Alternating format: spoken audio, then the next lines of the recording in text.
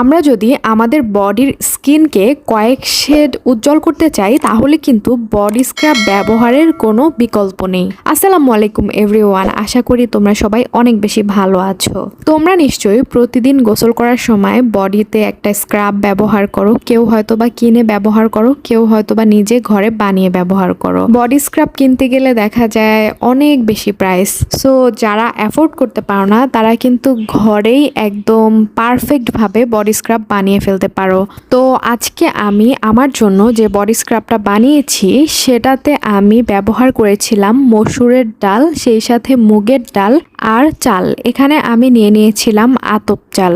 তোমরা চাইলে ভাত খাওয়ার যে চালটা সেটাও দিতে পারো, আবার চাইলে পোলাওয়ের চালও দিতে পারো, কোনো সমস্যা নেই। তো এই চালগুলোকে সব আমি একসাথে ভালো মতো মিক্স করে নিচ্ছিলাম। মিক্স করা হয়ে গেলে চালগুলো সব আমি একটা ব্লেন্ডারে ব্লেন্ড করে নিয়ে এসেছিলাম। আমরা যদি আমাদের ত্বককে একদম বেবিদের মতো সফট রাখতে চাই তাহলে কিন্তু আমাদেরকে অবশ্যই কিছু রুলস মেনটেন করতে হয়, যেমন ভালো একটা বডি স্ক্রাব ব্যবহার করা, সেই সাথে ভালো একটা ময়শ্চারাইজার এবং ভালো একটা শাওয়ার জেল।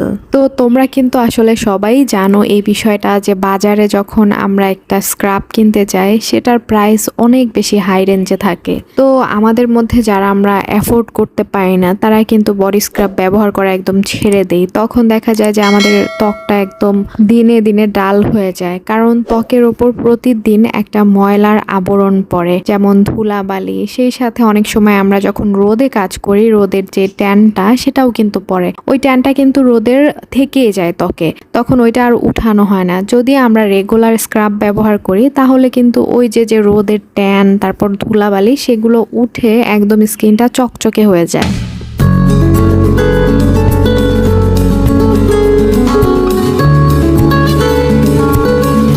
তো যাই হোক, এই যে আমার হচ্ছে ব্লেন্ড করা শেষ। ব্লেন্ড করার পরে যে দেখো একদম এরকম গুঁড়ো গুঁড়ো হবে, মানে স্ক্রাবটা যে কনসিস্টেন্সিতে থাকে গুঁড়ো গুঁড়ো কনসিস্টেন্সিতে ওই রকম। তো তোমরা চাইলে এই গুঁড়ো করা অবস্থায় কোনো একটা পাত্রে রেখে সংরক্ষণ করে ফেলতে পারো, আবার চাইলে একদম এটার সাথে কিছু জিনিস মিক্স করে নিতে পারো। মিক্স করে নিয়ে তারপর তোমরা কোনো একটা পাত্রে রেখে দিতে পারো। আমি একদম পুরোপুরি মিক্স করে রেখে দিই না, আমি রেগুলার বেসিসে এটাকে মিক্স করে তারপর স্ক্রাব বানিয়ে এরপর ব্যবহার করি। যাই হোক, তো প্রথমেই হচ্ছে আমি এটাকে মিক্স করেছিলাম আমাদেরই রেগুলার ব্যবহারের ঘরে থাকা কিছু উপাদান দিয়ে। এই স্ক্রাবটা তোমরা হাতে, পায়ে এবং শরীরের যেসব অংশে তোমাদের বিভিন্ন জায়গায় থাকে না যে ডার্ক স্পট থাকে অথবা ডার্ক হয়ে থাকে, সব জায়গায় একদম দিতে পারবে। দিয়ে ভালো মতো ঘষে নিবে, ঘষে নিয়ে তারপর হচ্ছে একটা ভালো শাওয়ার জেল ব্যবহার করে শরীরটাকে ময়শ্চারাইজড করে নেবে।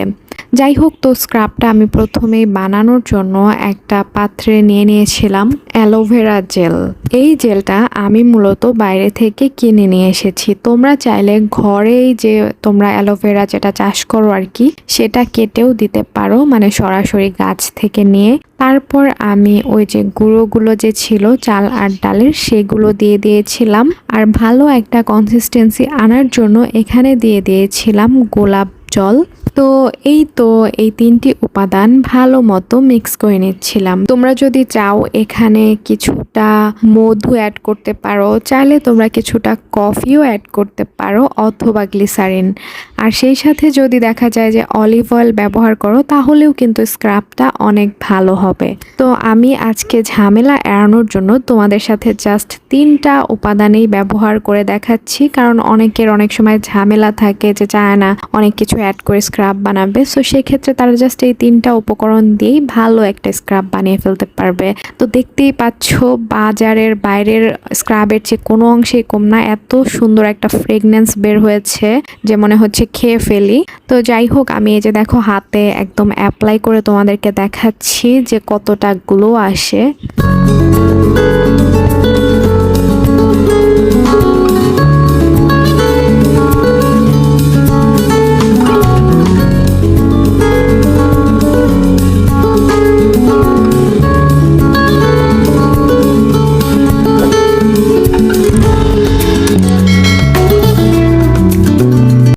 এই এই তো আমি হাত ধুয়ে এসেছি, দেখতেই পারছো আমার স্কিন একদম চকচক করছে। এখন আমি হালকা একটু ময়শ্চারাইজ করে নিব। তো এভাবে কিন্তু তোমরা গোসলের সময় একদম পুরো বডিতে যদি অ্যাপ্লাই করো, জাস্ট কয়দিন মানে 3 দিন 4 দিনই দেখতে পাবে যে স্কিনে কি পরিমাণ গ্লো এসেছে। তোমরা অনেক সময় দেখা যায় ফর্সা হওয়ার জন্য এই লোশন সেই লোশন ব্যবহার করো, কিন্তু স্ক্রাবটা অ্যাভয়েড করে যাও। সো এটা কিন্তু তোমরা অবশ্যই বাসায় চেষ্টা করবে, বানিয়ে দেখবে, আর আমাকে অবশ্যই কমেন্টে জানাবে যে কেমন উপকার পেলে তোমরা। আর আমার চ্যানেলটিকে যদি এখন পর্যন্ত সাবস্ক্রাইব করে না রাখো, অবশ্যই একটা সাবস্ক্রাইব করে দিও। ভালো থেকো, সুস্থ থেকো, আল্লাহ হাফেজ।